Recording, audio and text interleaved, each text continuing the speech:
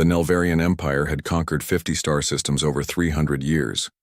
No one could stop them. Their ships were bigger and stronger than any others in the galaxy. Their weapons could destroy planets. Their soldiers never showed fear or mercy. Admiral Zexalon stood on the command deck of the Imperial dreadnought, inevitable.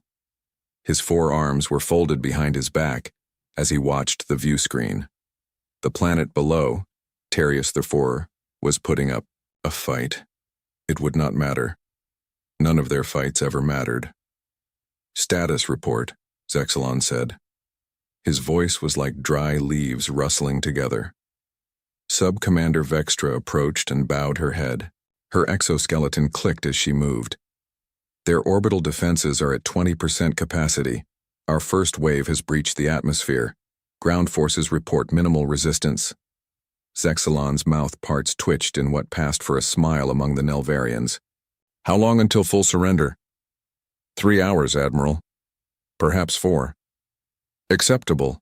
Prepare the assimilation protocols. This was how it always went. The Nvarians would arrive. They would attack. The defenders would fight and die.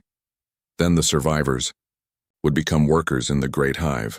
Some planets lasted days. Most lasted hours. None had ever turned back the Nvarian fleet. "Admiral," called out the sensor operator. "We are detecting a transmission from the far side of the system." Zexalon turned his large, compound eyes toward the officer. "A distress call?" "No, Admiral. It appears to be a warning. Not from the Terrians. It's in a language we haven't encountered before." "Show me." The main screen changed to show a small ship moving at high speed away from the system. It was unlike any vessel they had seen before. Sleek and practical with no wasted space or decorative elements. "Translate the message," Zexalon ordered. After a moment, words appeared on the screen. "Attention, unknown hostile forces. This is Scout Vessel Aurora from the United Earth Alliance. We have witnessed your unprovoked attack on the Terrian people. The UEA does not tolerate aggression against peaceful civilizations. You have been warned." Zexalon made a clicking sound. That indicated amusement. "They warn us? Scan that vessel." Vextra worked at her console. "Small scout ship, minimal weapons, fast engines, only 4 life forms aboard. Destroy it." "It has already jumped to faster than light speed, Admiral."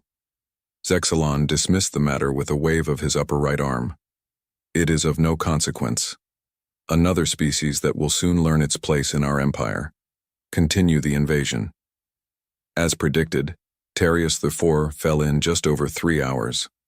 The Nvarians added another world to their growing empire and continued their march across the stars. They had already plotted their next 10 conquests. Nothing would stand in their way. 2 weeks later, at the edge of known space, Lieutenant Frank Mason plotted a course back to Earth. The Aurora had pushed its engines hard to get home quickly. The crew was tense, but determined. "Final jump in 30 seconds, Frank announced to the small bridge crew. Captain Lisa Reeves nodded. She had dark circles under her eyes from lack of sleep. Since witnessing the fall of Terius IV, none of them had slept well. "I still can't believe what we saw," said Communications Officer Jeff Holland.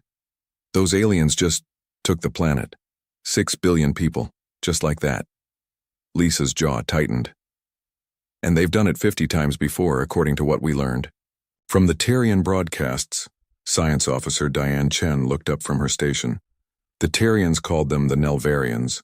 From what I could translate of their distress calls, they're a hive species. Highly organized, single-minded. They don't negotiate or accept surrenders." "Earth needs to know," Lisa said firmly. "The Security Council needs to see our recordings." Though, Aurora emerged from its final jump near Earth's outer defense perimeter. Almost immediately they were hailed by Border Command. "Scout Vessel Aurora, you're 3 weeks early from your exploration mission. Explain your premature return," came the stern voice over the comm. "This is Captain Lisa Reeves. Authorization code Sierra 97 Delta. We have witnessed an aggressive alien species conquering the Terrian system. Requesting emergency meeting with the Security Council." There was a long pause. "Authorization confirmed. You are cleared for direct approach to Earth Defense Station Alpha. Admiral Joe Garcia will meet you upon arrival. Admiral Garcia was a tall man, with gray hair and deep lines around his eyes. He had fought in the Proxima Centauri conflict and had seen his share of combat. But as he watched the Aurora's recordings of the Nvarian attack, his face grew increasingly grim. "How many ships would you estimate were in their fleet?" he asked when the recording ended. Lisa took a deep breath. "At least 200 that we could detect. But their main dreadnought alone was nearly the size of our largest space station." Garcia studied the tactical displays showing the Nvarian ships. "Their technology is advanced. Those energy weapons, I've never seen anything like them." "Sir," Diane stepped forward, "based on their attack pattern and the rate at which they've been expanding, I believe they will reach human-controlled space within 6 months. The Admiral stood up straight. "The Council needs to see this immediately. Humanity has enjoyed relative peace since the Proxima conflict, but we've continued building our fleet. We have 60 combat-ready warships, with another 20 nearing completion." "Will that be enough?" Frank asked, his voice quiet. Garcia didn't answer directly. "Captain Reeves, your crew has done Earth a great service. You've given us time to prepare." The next day, the Security Council viewed the Aurora's recordings. The 12 representatives from Earth's unified governments sat in stunned silence as they watched the Nvarians methodically take apart the Terrian defenses. "They show no mercy," said Councillor Olivia Martinez from the South American Union. "No interest in diplomacy." "Their biology suggests a hive mentality," noted Councillor Ben Thompson of the Pacific Alliance. "They may not even understand the concept of negotiation as we do." Admiral Garcia stood before them, hands clasped behind his back. "We need to mobilize the fleet immediately. Every shipyard must be put on emergency footing. All ships under construction must be expedited." "You're talking about a war footing," said Councillor Ryan Foster of the North American Coalition.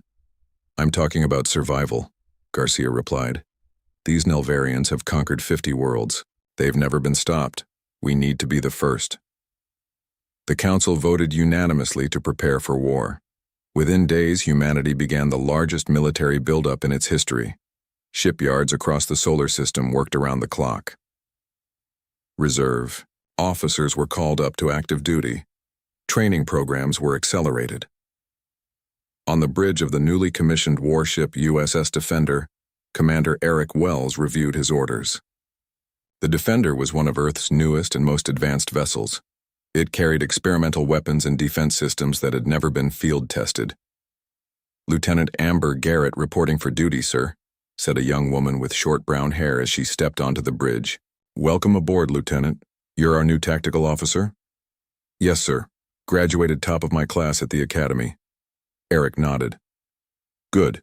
We're going to need the best. We ship out tomorrow to establish a forward defense line at Proxima Centauri." Amber studied the mission briefing on her tablet. "Do you think we can stop them, sir? These Nvarians?"